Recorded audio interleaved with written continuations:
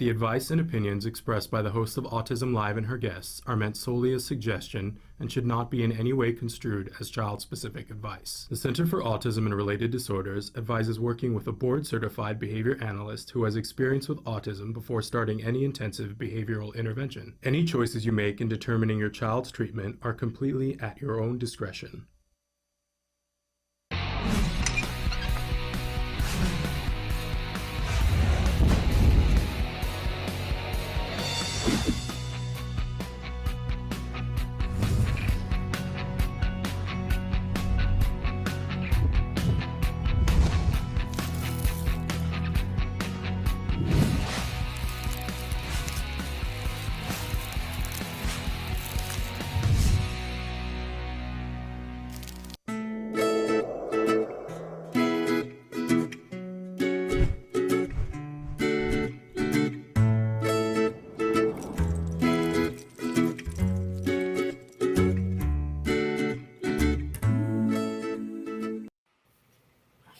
Good morning and welcome to Let's Talk Autism with Shannon and Nancy.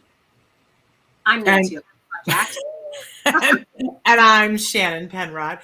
Don't you find, Nancy, that with these kind of, this isn't Zoom per se, but it's like Zoom, that it's like the timing of it is so hard. I find myself talking over people even more than I do normally in life and interrupting. It like the timing of it is just super fun, isn't it? Yes, it's a little bit difficult to navigate. You have to, there's kind of a delay. Yes.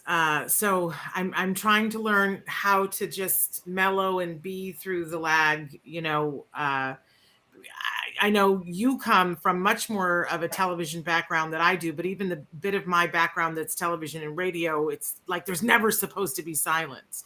But sometimes my background in talk shows was if anybody ever cried, you were silent and you went in for the Zoom to get the full impact of the emotion. All right. I didn't know that. Yeah. Well, see, that's how we learn from at the feet of Miss Nancy Allspot Jackson. Hey, I'm saying good morning to Vanessa and asking Vanessa, I would love to have an update on what's happening. And then we're saying hello to Badruddin. I hope I didn't slaughter your name. What a beautiful name. They're writing to us from Morocco, Nancy. Oh, I've always wanted to go to Morocco. Me too. Yeah. Well, let's put that on the to-do list, on the bucket list. But we're here this morning. We're so excited to be with all of you live. We've got some news stories to cover. And we've got a great guest. Leah Hirschfeld's going to be joining us in just a little while. She's going to be talking about some research that she's done about getting access to medical care and what the research says about that, and how we can remove some of the, I'm just moving tabs around on my computer so we can do in the news. And I find that I'm not adept enough to do that. So we won't do that. But anyway, Leah's going to be with us in a little while. But as always, we're looking forward to hearing from all of you. We're live right now. The date is September 10th, 2021. How did that happen, Shannon? I know. And I got to say to you, Nancy, and by the way, you guys can be writing in right now. We're live on Facebook. We're live on YouTube. We're live on Twitter. And we're live on our homepage, autism-live.com. And if you're watching us in podcast, please write in on the chat on our homepage, autism-live.com. We're so thrilled to have all of you here with us. But this morning, Nancy, I don't know about you, but I was just going around the house and going, oh my gosh, you know, sometimes the housework is so overwhelming to me that it sinks my battleship. And I was that's why I try to avoid it at all costs, Shannon. Yeah. Well, and especially, you know, I'm one of those people that it's taken me forever to try to be able to have somebody come in my house to afford it, first of all, but to mentally be able to do that, to let somebody come into my house and clean. And I had just gotten there right before COVID hit. Like, I think we'd had somebody come 3 times, Nancy. And I was like, I am never cleaning my own house again. I have so much more time to do more projects. And I get what everybody says about, if you can get there to the wet, and then COVID hit. And we've not had somebody, we've been doing it ourselves. And I got to be honest, I'm not quite ready to welcome somebody else into our house yet, but I'm getting there because sometimes the housework is so overwhelming and it becomes the whole picture for me that I will tell you that life is miserable, that I'm a failure, that I can't accomplish anything because my house isn't straight. And then I looked at the date and realized that it is the day before the 20th anniversary of 9/11. And I got to say, I had a moment of peace where I thought, it's not going to say on my tombstone, she didn't prioritize housework. And that when you think about all the things that are important in life, the housework is not the story. That was the sort of moment that I had this morning. Well, I'm with you on that. And we have some comments here. You got an update on Tory. Well, first of all, we can go to Morocco because I'll butcher the name as well. We have somewhere to visit now. Yes, Father, absolutely. Autistic adolescent. Yes, and we're thrilled that you're here and that you are a dad. We love our moms, but we love our dads too. So thrilled that you are here. So Nancy, I also have Tory update. Do you want to read that, Shannon? Yeah. So for those of you who have been following Tory Ridgeway, we've been following his story. He is the incredible young man who got a full ride scholarship from the ROTC Navy to attend an amazing school that's very expensive. And in his essay, he talked about all the things that he has overcome being on the autism spectrum. So it wasn't like they didn't know. And then he got the scholarship, got the full ride. News covered it, that he got the full ride scholarship. And then they came back months later after he could no longer apply for more scholarships and said, oops, sorry, you're not eligible because you're on the autism spectrum, and took his full ride scholarship away. Last we had heard they had appealed, and we were asking for people to make donations because mom and dad, didn't want to hold him up and say, take a year off. So he's already started school, you guys. And mom and dad, talk about being in a difficult position. They need to raise some funds. And there is a fundraiser where you guys can donate. And maybe Vanessa, if you can remind us of the website, Traven will share it, how for them. But I asked for an update, and she said, good morning all. Over the past 3 weeks, Tory has had the opportunity to participate in Naval Reserve Officers Training Corps, the NROTC. He has taken the time to ask all the right questions about his future in the Navy as a commissioned officer. Tory has concluded that his gifts and talents would be more appreciated in a world that is more inclusive. He is no longer interested in military service.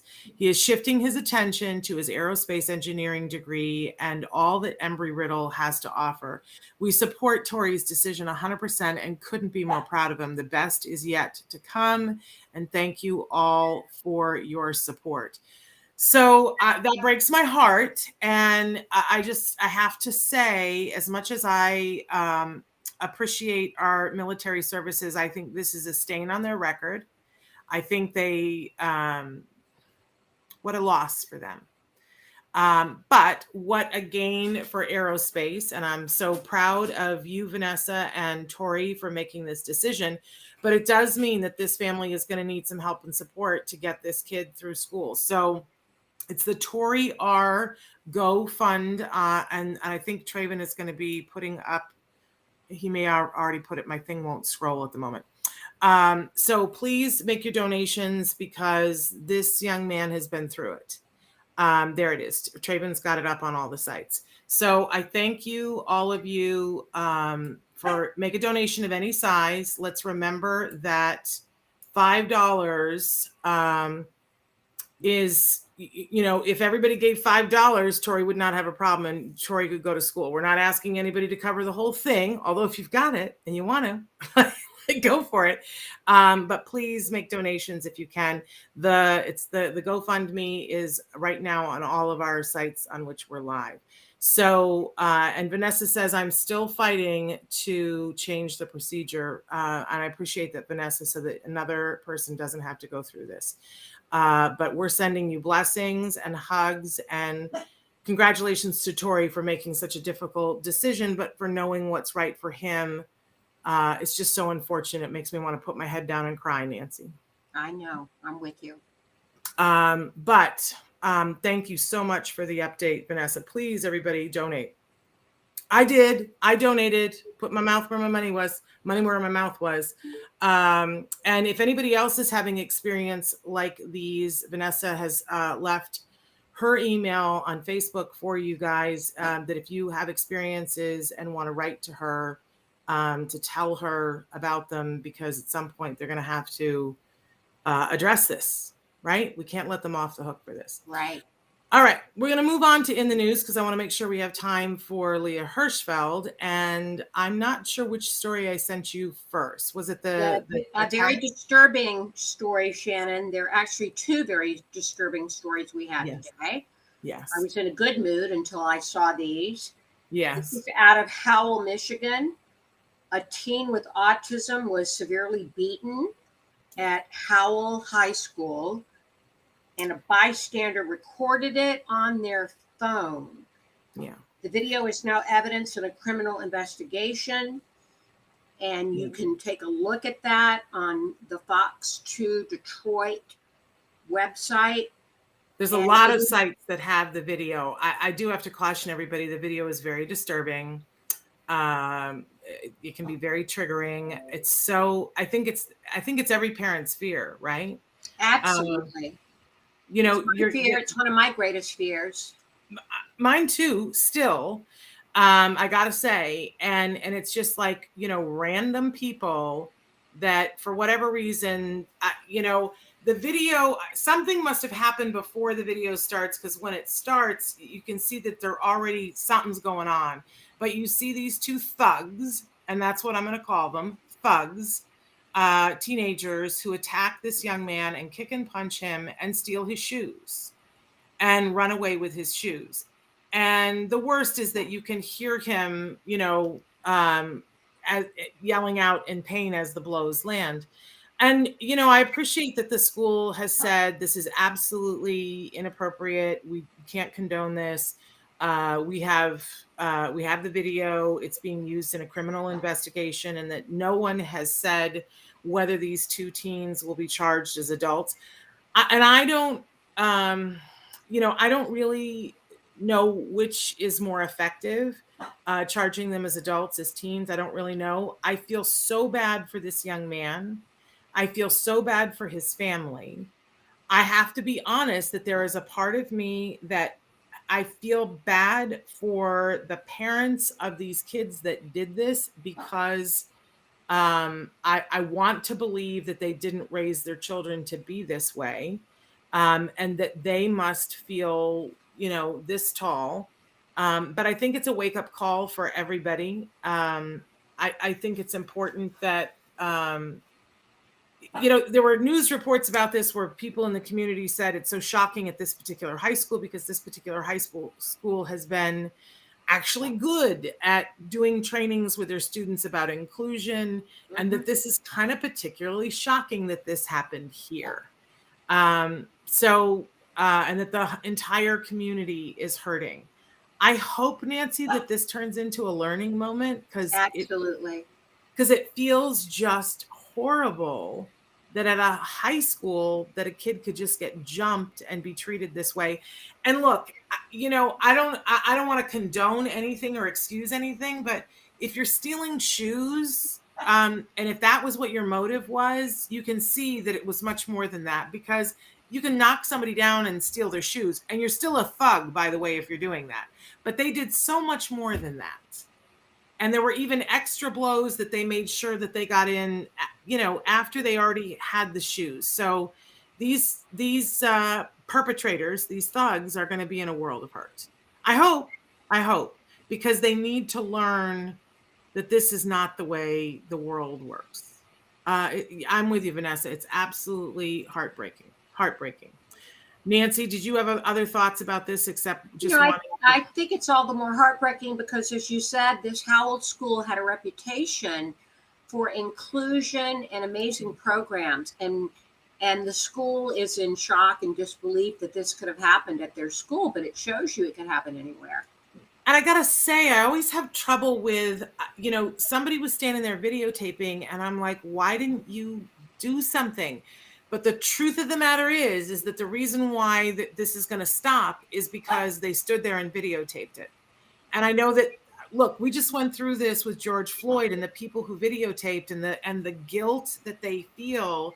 And yet the videotape is the thing that makes sure that, everybody believes that this happened and they can't mamby-pamby it. It's such a hard line for me. So on the one hand, I so appreciate that they videotaped it, but man, I feel bad for that kiddo that nobody stepped in for him. I know. Well, we'll stay on top of this story as it develops and what happens to the perpetrators. Yeah. It'll be interesting to see what they are charged with and what their punishment will be. Shannon, the next story is an interesting one out of England, out of Very Well Health, Spectrum 10K. Which is the largest study ever done, I believe, in Great Britain, in the United Kingdom, of autistic people, and there's it's not without controversy. Yeah, this is one of those. To me, this is another heartbreaking story. I got to be honest. And we've included another story after it to kind of even it out. But listen, I've experienced this before too, where we've had good intentions about something and said, we want to do something at Autism Live and we have good intentions about it. And then someone on the spectrum will come and say, yeah, you know what? That's got some problems for me. And it's always heartbreaking because I know what our intention is. But I just want to remind us all how important it is that we have to have a baseline of listening to people on the autism spectrum. But I think we have to work on finding a middle ground. And so here is this study, and the study is being done by people that I consider to be very reputable. That one of the lead investigators on this is Simon Baron-Cohen. He's been a world-renowned expert on autism for decades.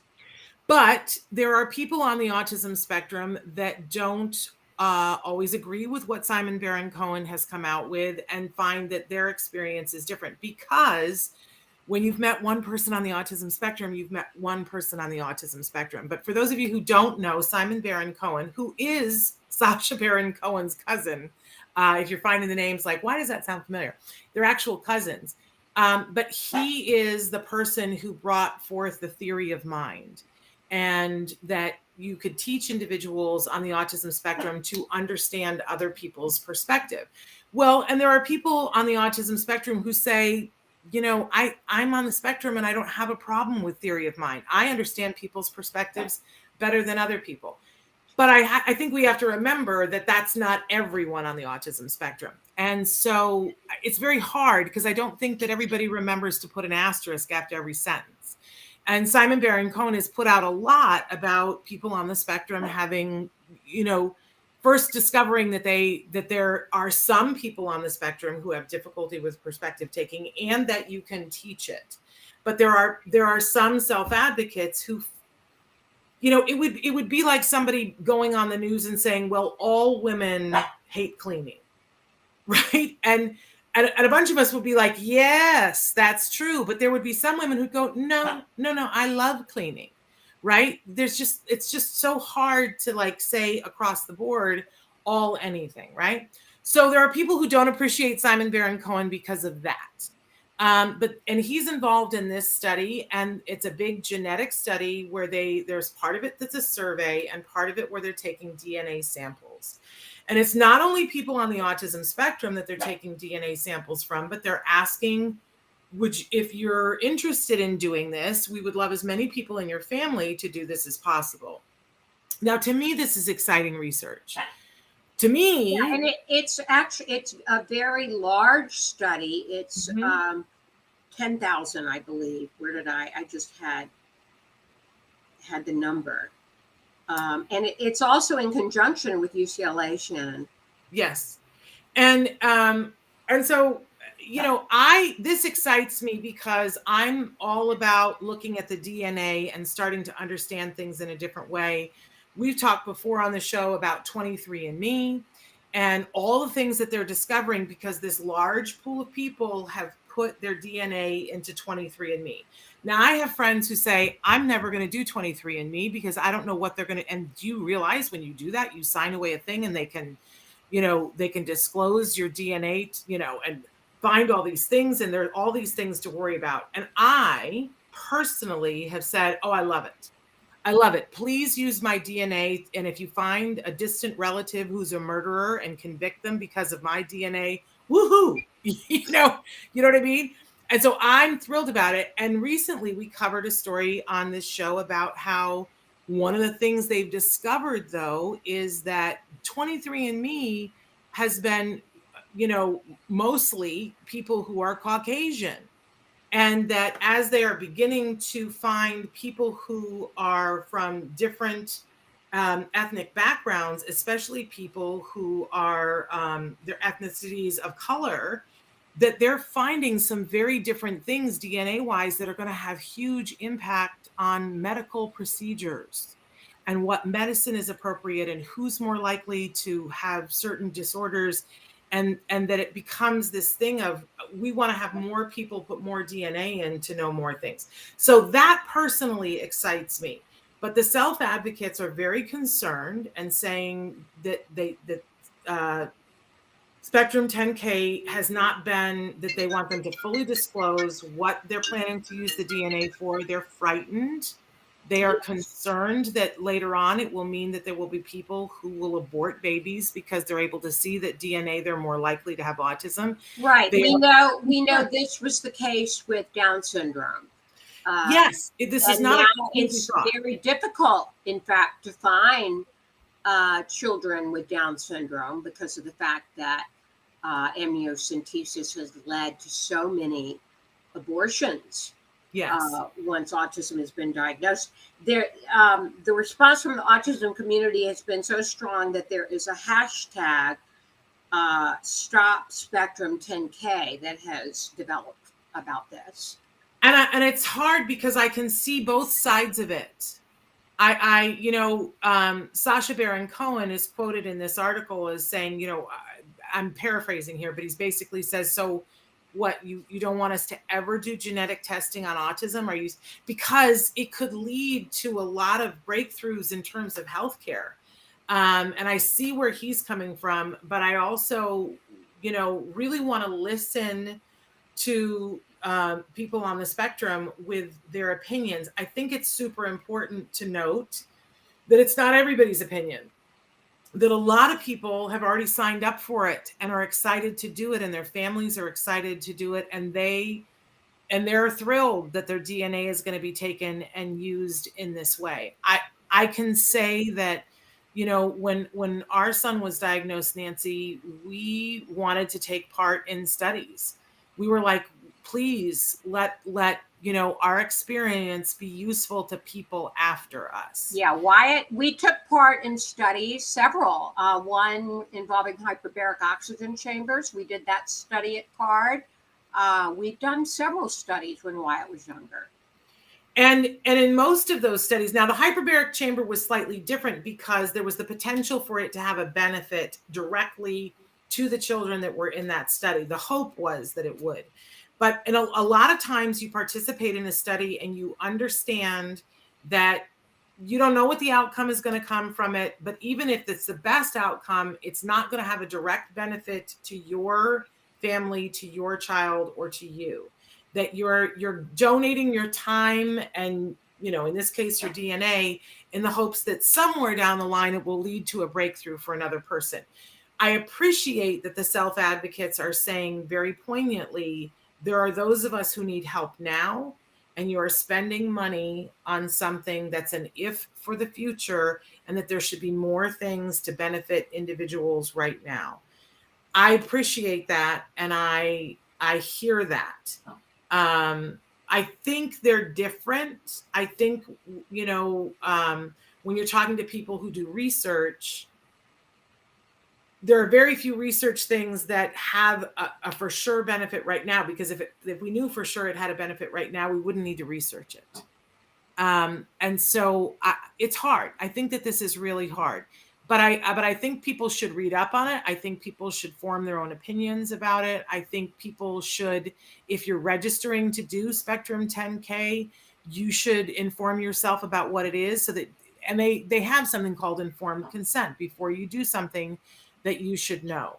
But if you're comfortable with it, I think if they can get to a place where they disclose what they're trying to do for people on the spectrum. By the way, they've been very clear that this research is not seeking to cure autism or to do anything to harm anybody on the autism spectrum. That is not the motive of this research. They've been very clear about that. Yeah. But the advocates are saying, but what will the research be used for once you've done this? And I think that's a harder thing to answer. But I hope they can sort it out, because I feel like the research is pretty important. We better move on, or we won't have time for Leah. Yeah, but so for the other side of this, though, I just wanted to cover I think a really strong voice to be listening to right now, and we've reached out to see if he will at some point be on the show. There's a journalist who happens to identify as being on the spectrum himself, and he has a new book out that everybody's talking about. It's on my reading list to be able to read soon, but I haven't gotten to it yet. But again, we have reached out to see if he will be on the show. Nancy, do you know who I'm talking about? Eric Garcia has written a book called We're Not Broken. Shannon, I wasn't able to access this story because I've reached my limit for free reads on the New York Times without subscribing. So you'll have to tell us a little bit more about Eric Garcia. It's called We're Not Broken, Changing the Autism Conversation. I love the title. And this is in the New York Times, and I want to encourage people to go to the article, which I cannot pull up at the moment myself, not because I've reached my limit, but because it won't come up. But I've heard from so many of my friends on the autism spectrum to say this is the book to read right now. And in this article with the New York Times, which I read previously, he says, I didn't want to write one more memoir about what my experience was. He said, I really wanted to talk about changing the conversation about people thinking that we need to be fixed.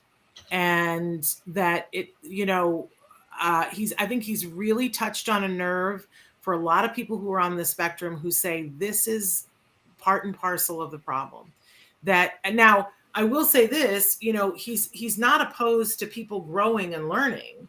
I think he's got a very measured voice from everything that I've read so far, the excerpts that I've read and the interviews that I've read. He's not saying don't treat someone, don't help them, leave them in the stasis that they're in and let them suffer in that. That's not what his message is. But it's about, if you don't know how to do long division, we don't consider you broken. We teach you how to do long division, but nobody goes, oh, geez, well, I don't know. The fact that you showed up on the planet and don't know long division, there must be something wrong with you. And allowing people to be neurodiverse and still learn and grow, but be treated with respect and dignity. So I think that it's a conversation that needs to be had. But I think for people who are frustrated, I hear people say all the time, well, I'm so frustrated with self-advocates, because what exactly do they want? I think if you're in that boat, that this is the book to read. This is what I've been told. And there's a great interview with him in the New York Times right now that I think illustrates this very poignantly. Would love to get him on the show. Let's hope we can get him on the show. Yeah, I have reached out to him. And then sad to end on the worst note, but we're going to.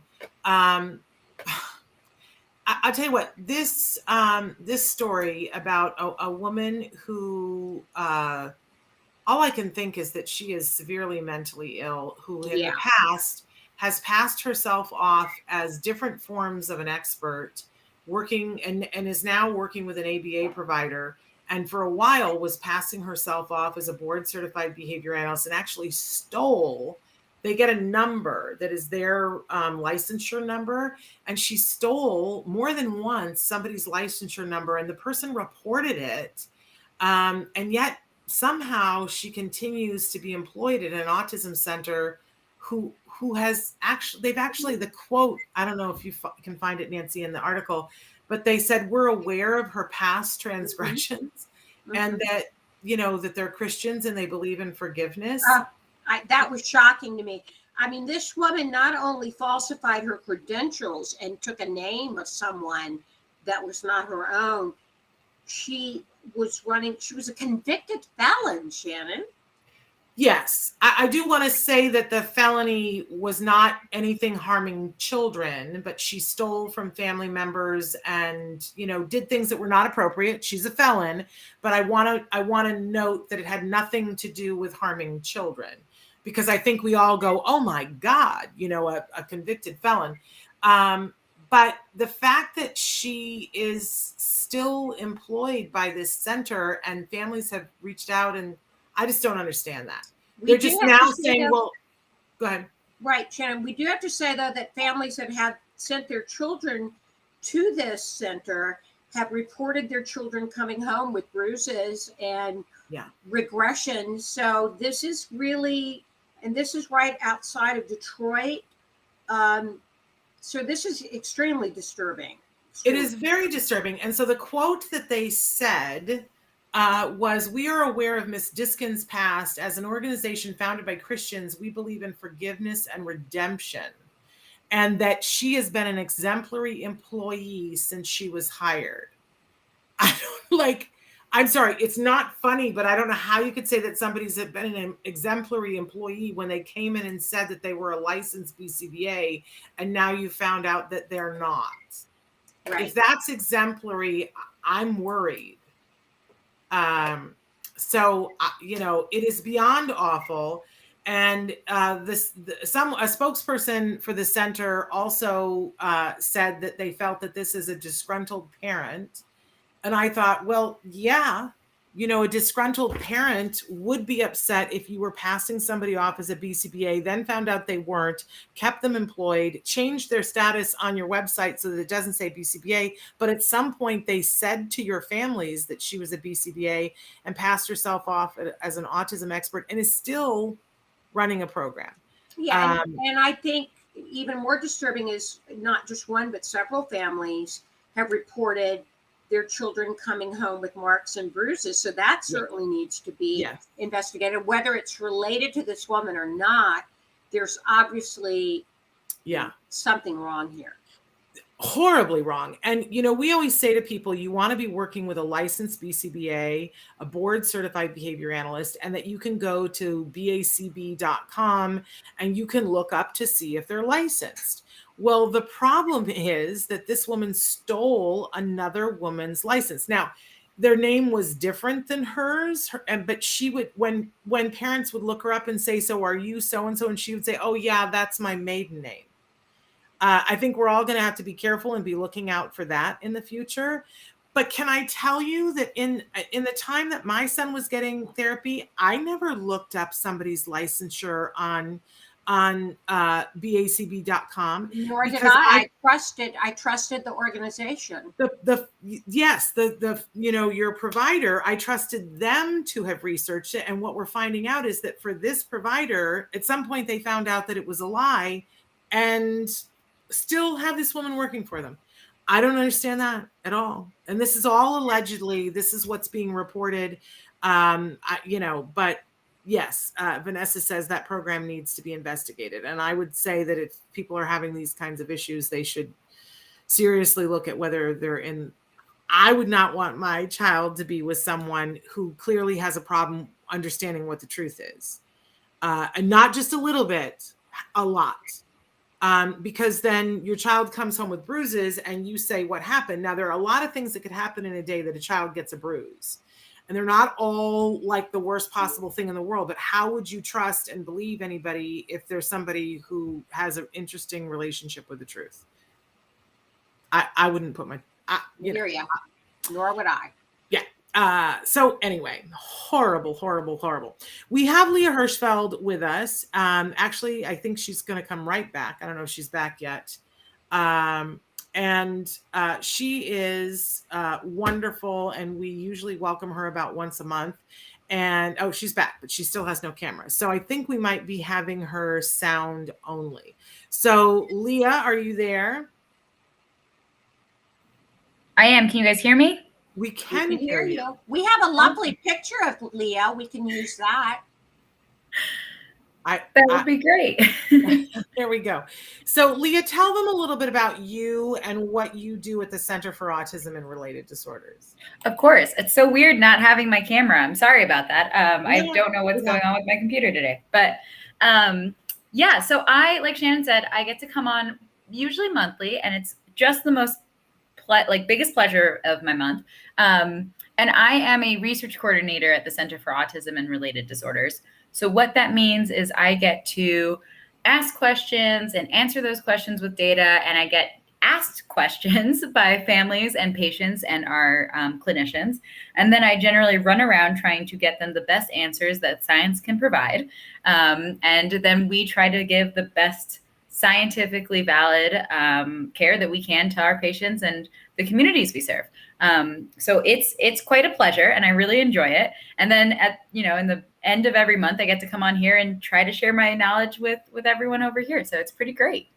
And can I just say how much I love what you do, because I don't know of any other ABA provider besides CARD that has a position like this, that, any one of the staff can come to you and say, what do we know about this? What does the research say about this?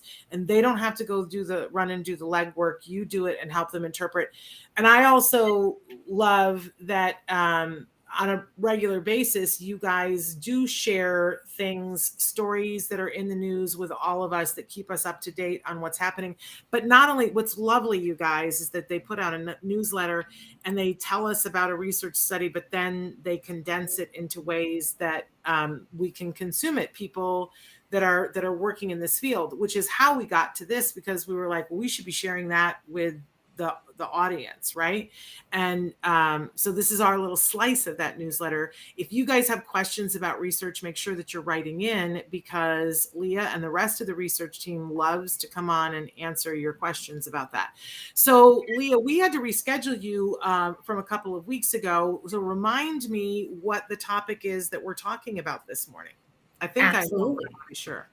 Yeah, of course. And I'll reiterate again, Shannon, what you said. Everyone, anytime I get to introduce myself and tell them who or what I work for or do, people are very confused, because you almost never see private research like this. So it's very, very special that CARD does it. And yes, I take questions from the audience. I usually don't answer them immediately on air, and I usually come back in a few weeks and answer. But please, please, please write in.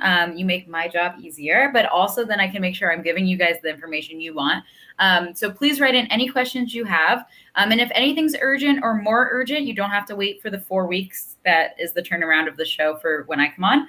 But you can always email Shannon or myself at research@centerforautism.com, autism and related disorders.com. I always forget what the end of it, but I think it's the whole name of the organization. And you can always email us. We'll always answer. It might take a week, but we'll always get back to you with any questions. So we're always a resource for everyone who has anyone with autism. So, of course. Muted. Oop. And now I can't. Now I'm here. Oh, there you are. Traven and I were both unmuting me at the same time, which double negative me out. So remind us what today's topic is. It's access to healthcare, right? Yes, that's correct. So one of the questions that we received from I think a parent or a community member asked, do individuals with autism receive less quality healthcare or less access to healthcare? There's my picture. That's an older picture, but I love it.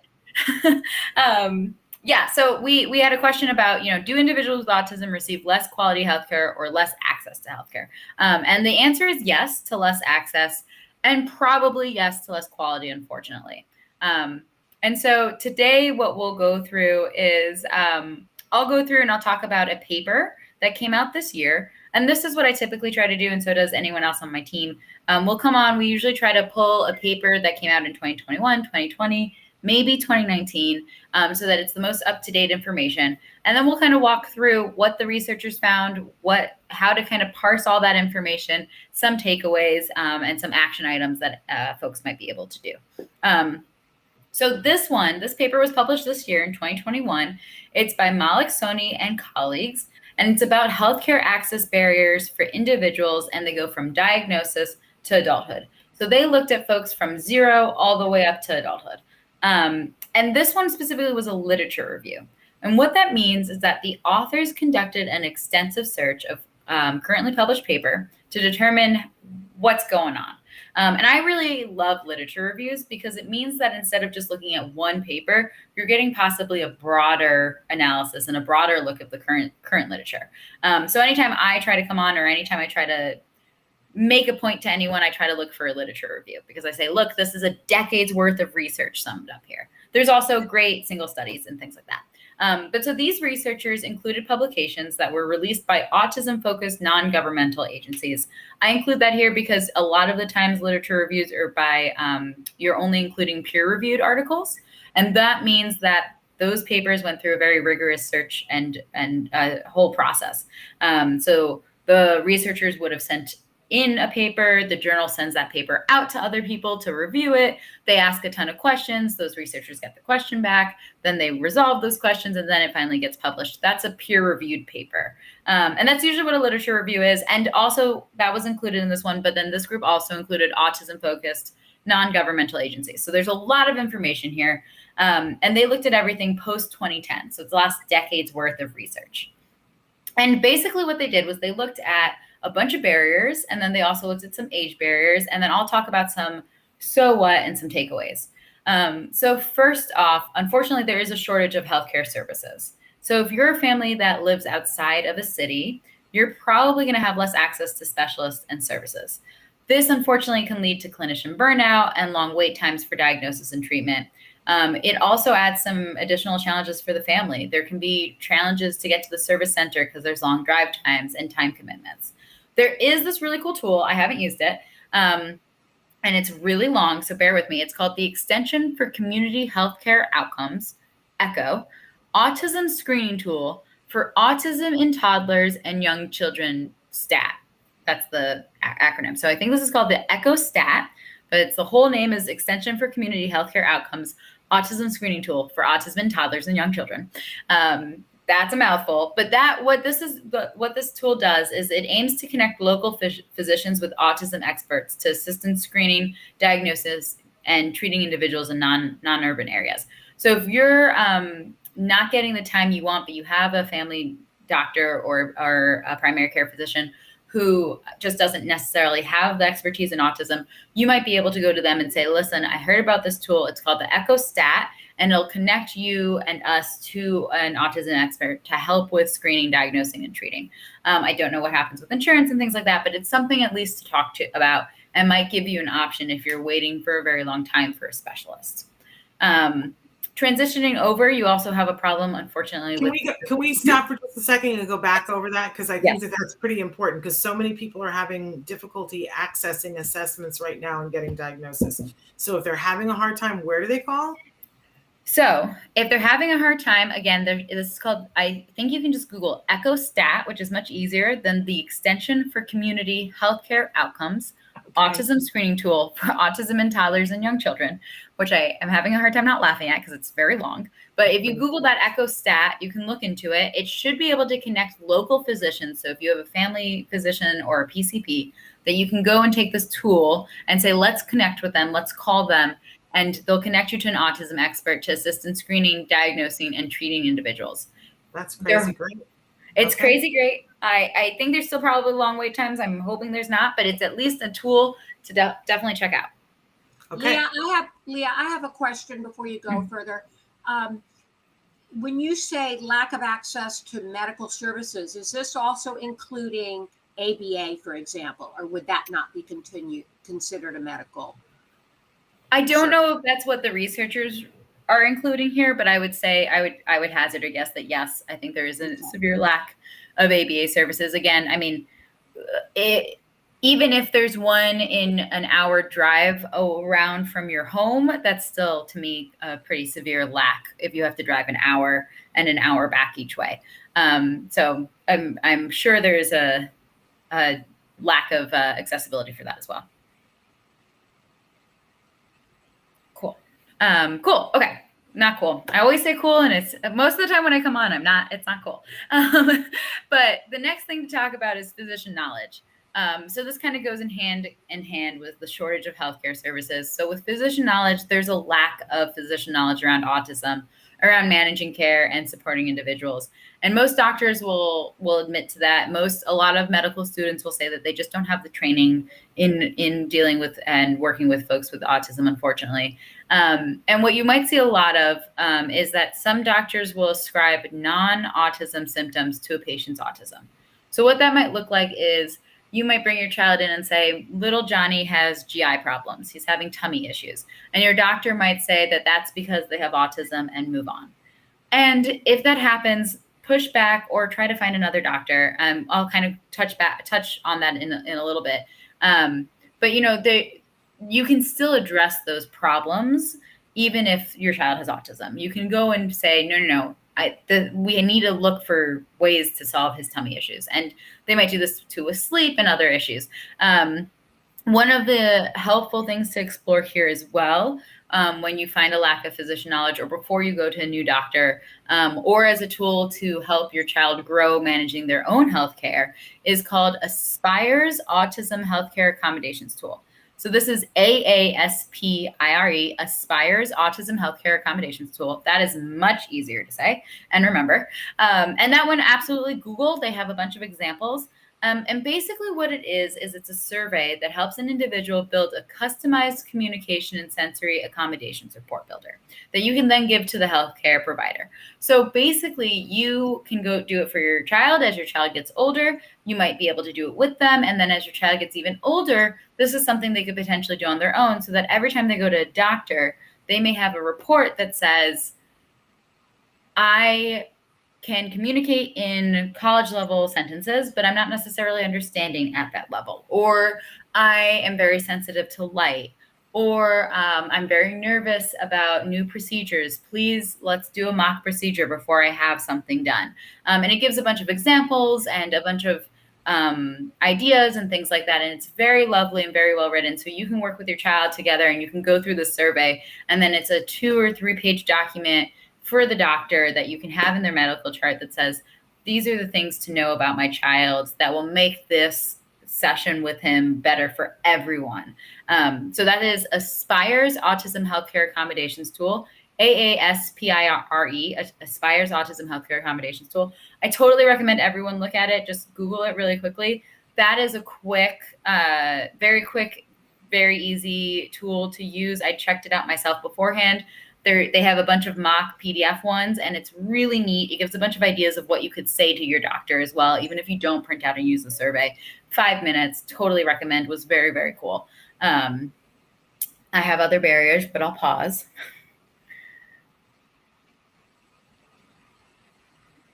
I'm just busy Googling these things so I can put up the links. It took me a while to find the Echo Stat, but then I'm going to find the Aspire one. So you go right ahead, but that's what I'm doing. Sounds good. Yeah, the Echo Stat one I had a harder time with as well. Aspire's, the moment I put it in, I found it, and it was awesome with a bunch of PDFs. So I can definitely recommend the Aspire's. Again, I looked through those PDFs, and there was really cool, great information. It was awesome and I like that it's a transition tool. So you can do it for your child as a toddler. You can do it with them in middle school, et cetera. And then when they go and transition to dealing with their own medical and healthcare, they can start filling out that survey for themselves and taking it and advocating for themselves. So I think that was awesome. Next, you have a few language barriers. Just as a heads up, multiple organizations have translated resources describing the signs of autism, steps to take when those signs are detected, and summarizing support. So if you're having any language barrier issues, you can always reach out to us here at a card on the research team, to Shannon. And generally, we probably could find something that's been translated, fortunately. Unfortunately, there's a lot of stigma around autism and having autism and going to the doctor. If that's something that you're dealing with or something you want to have a conversation with your child, I just found this out that the Sesame Workshop introduced a Muppet with autism. So that's, Shannon's nodding. She's like, I know that. So that sounds really cool. And that might be something where you can start to have a conversation as well. We've actually had Julia, the woman who plays Julia, on the show.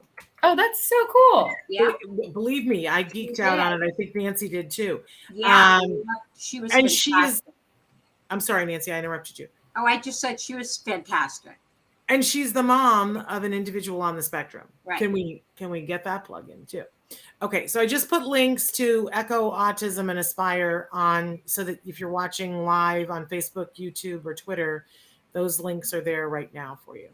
I also put the link to the Eric Garcia one because it was what I had posted before, but there you have it. You have the article, the New York Times article. Okay, Leah, go right ahead. Thank you. And I've scrolled through down through the comments while you were talking, Shannon. Thank you for posting those links. And I saw a few questions as well. And those I can definitely talk about as we continue for sure. Fabulous. Awesome. So there's some age different barriers as well.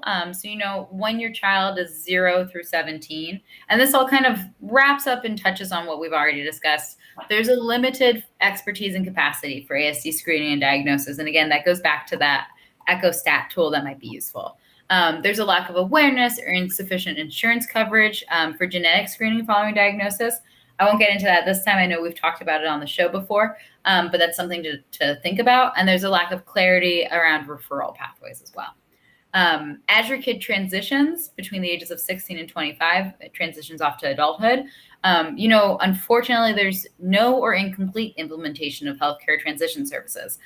This is, I think, known as the services cliff, where at 21, services just kind of stop, which is a serious bummer. And there's a lack of clarity around the appropriate use of healthcare, especially for higher functioning individuals. And there's, again, suboptimal physician awareness of healthcare needs. And then once your child transitions up to adulthood and takes care of their medical needs potentially for themselves, there's communication difficulties between physicians and adults with ASD. And that's where, again, that Aspire tool might really be helpful for your child, where they can say, listen, this is a report. This is going to help explain who I am and what I need. There's a shortage of services or limited insurance to address mental health comorbidities, unfortunately. And again, there's another suboptimal awareness about the understanding of needs of aging adults with ASD. I talk all through this and I have a bunch of so what's, I do have a bunch of what can we do? But I like to point out, as we go through this, a lot of the research that I come to and show on this show, I feel like a lot of the times it's, we already know this. I already know this. I have a child who's 2. I've already done this. I can't get him diagnosed, etc. But it's important that we're doing the research on this so that we can take this research. And when I say we, I don't just mean caregivers of individuals with autism or individuals with autism, but I mean CARD and everyone who advocates for individuals with autism, that we can take the research and say, listen, this is important. This is what the research has been found. And we need to put this into practice with our doctors, especially with our medical students. And I think that is where we're going. They have been doing studies with medical students about providing more compassionate care, about providing more care with individuals with autism. And this translates also over to, asking about pronouns and being more thoughtful about the differences that everyone has. So I do have a lot of hope about one day this getting a lot better. And this is the first step, this kind of literature review that says, listen, this is what we found. I have a bunch of ideas that Karen Nolte helped. She's their director of research and has incredible ideas. So if you ever have a problem, definitely send us a note, because we always get to consult with her and she's brilliant. As is honestly, everyone at CARD. They're just incredible people to work with. And so I'll go through that, but I'll pause really quickly before I go through all of that to say any questions. Still muted. I see what one person has written in, and I think it's the song of so many people. They say, I need someone to mediate for me. I've been dealing with this alone, and every time I ask for help, I lack communication required and I shut down. And I think what we've seen this across the board with adults that are on the spectrum, that but we also see it with the caregivers, Leah, that like somebody wants to get help for their child, but to do all of the steps to get through it, it's almost like somebody needs to provide a social worker or a caseworker or someone who can help you to jump through the hoops to get to the healthcare. So in all of this, what on your list would help with that?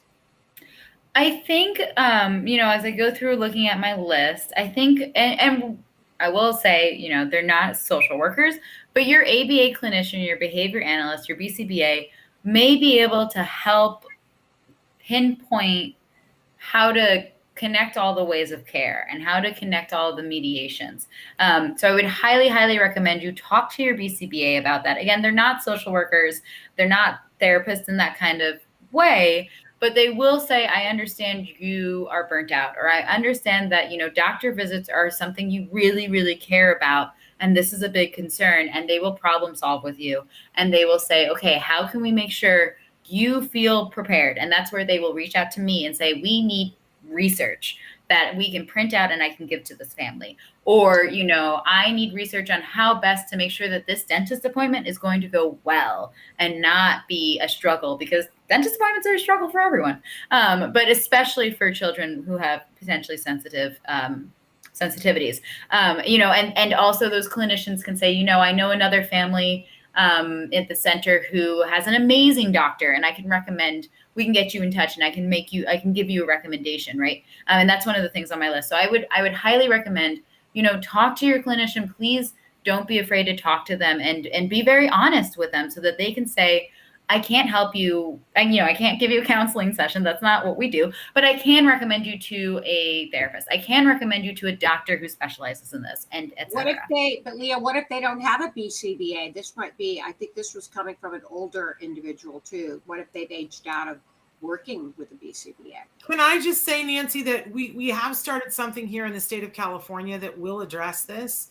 Okay. We have, with self-determination from regional centers in the state of California, what you have is that you have a caseworker who is assigned to you, who gets paid out of your money that you get to do all the things you want, who does exactly this, who is sort of a, I don't know what the word is, not a Gal Friday, but it's like your personal assistant who can mediate with doctors, who can help you fill out the paperwork, who makes sure that follows up with you, because everybody is different. So you just might need a reminder to do the paperwork, or you might need someone to help fill it out, right? But now with self-determination, people have a person that is assigned to them to help them.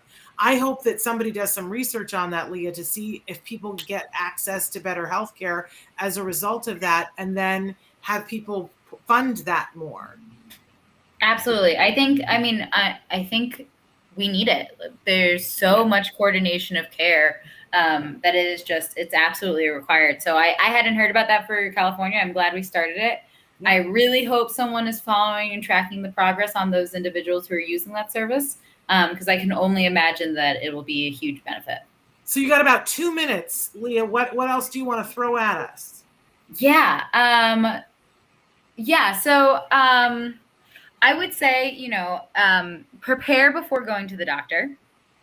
Bring appropriate documents. Again, this is where you can go to the Aspire tool. This is where you can take the EchoStat and show it to your doctor. Keep all of your child's records and bring notes to appointments regarding what you want to cover. This also includes medications. If your child is taking medications, note what potential side effects might be happening. You can take data on that. You can say, watch your child and say, okay, I've noticed he keeps holding his head. He's been getting headaches more, etc. If you find that a doctor is not helpful, you do not have to stick with that doctor. You can look for a new one. And please continue to find your doctor until you find one that's supportive of your child and their needs. You can ask other parents. This is, again, where you could talk to, if you have an ABA provider, they might be able to help put you in touch with a doctor that all the families go to, or who someone had a really lovely experience with. And again, I'm trying to be very succinct right now, but now I'm just pausing. Well, we put the pressure on you to finish fast. You got a lot of information here to cover. My last really big takeaway that I think is really important is you just watch, if you're looking for, when you're looking for a doctor, trust your gut. If you feel like your doctor is not working for you, trust your gut. If you feel this doctor does not work for your child, trust your gut. If you are seeing your child take this medication and you're seeing the difference, but it's not the difference you want, trust your gut. You know your child well, and trust yourself. And if you need help, reach out to your behavior analyst if you have one. If you don't, reach out to us at CARD, at Research for Center for Autism and Related Disorders. We will try our best to provide the resources that we have. We will try our best to let you know if there aren't resources, which is also something then that we put on the back burner, and we say, listen, we've gotten 15 questions from parents about a coordinator of care, a person who coordinates care. Let's do research on that. Let's we'll loan out a researcher and they'll do the coordination of care, and we'll see if that will work. So we take this information and we distribute it, and we try our best to make sure we are providing the best care for everyone. So please reach out to us. Please trust your gut. And you guys know your children, and please, when you go to your doctor, just make sure that they address the cares you need them to address. And if they don't, get a new doctor until you find one that you like. There we go. We're going to go over here for just a minute because I want to deal with some of the comments. Poker King wants to know if you know about 11q Jacobson syndrome. So maybe something to present to us on another day. Darren, wrote into us about somebody that positions themselves supposedly as someone who can cure autism. We are not aware of that person or aware of those claims, Darren. So I'm going to choose not to comment on that, but to say to you, have no knowledge of that. And I think it's widely understood in the autism community that that language of somebody purporting to cure autism is not what is considered helpful to the community. So I would be very wary of people making those kinds of claims on a couple of different levels. It means that they're a little bit tone deaf to start, and to say that you can do that seems what's the word I want? Irresponsible. Is the word I think that I want. I also want to say to Badruddin, who wrote in and told us about a book that they've written about their son, I will definitely check it out. And the documentary that you told us about, I will definitely check that out as well. That's all in the comments. I do want to say to the person that we were talking to that, Nancy, you appropriately had the sense that this was an adult. They said, I'm 33 and I'm Australian. And while you don't have the benefit of the lovely California self-advocacy, I can tell you that in COVID, some of the advances that we have made are going to be helpful to people.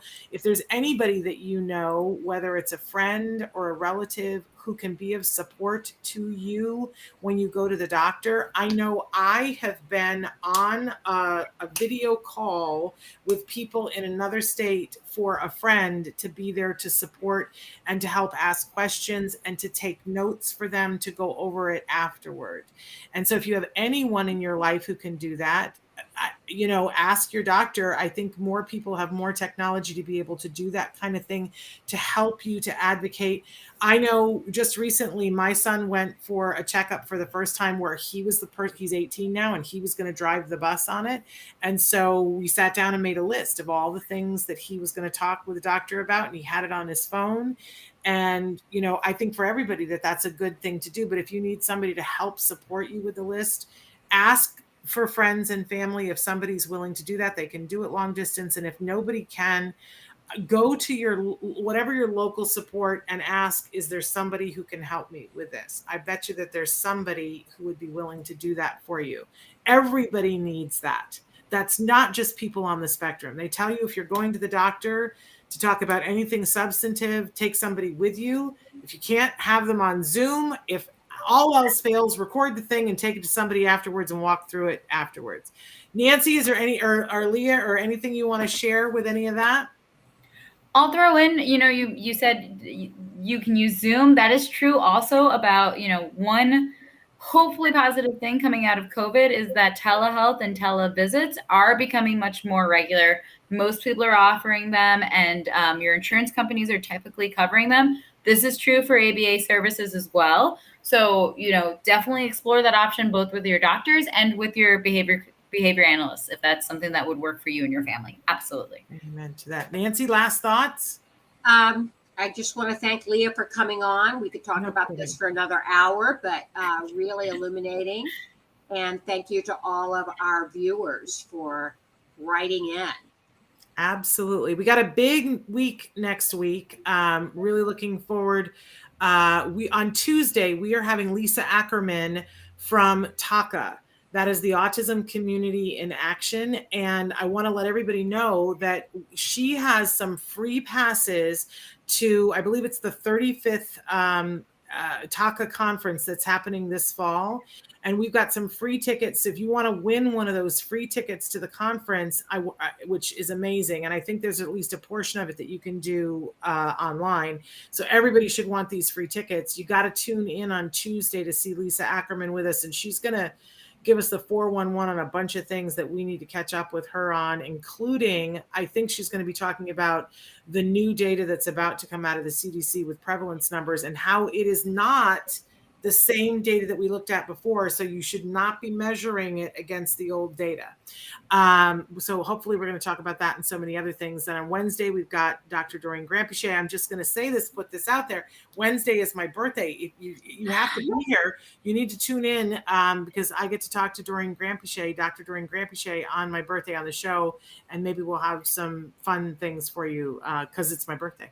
So tune in on those days. Then on Thursday, we've got Bonnie Yates back with us. And then we do not have a show next week for Let's Talk Autism with Shannon and Nancy because Dr. Grampiche and I are speaking at a conference that's in Arizona.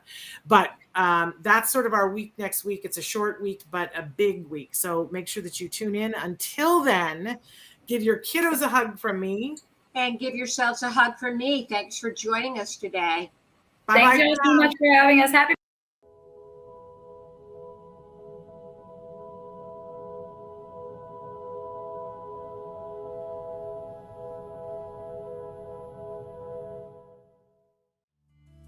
Thanks for watching Autism Live. If you found anything helpful in this video, please give us a like. In fact, make sure that you smash that subscribe button on YouTube and give us a like on Facebook. You can also follow us on Twitter and on Instagram for important updates. And please download our free podcast wherever you get your podcasts. Thank you so much. See you next time.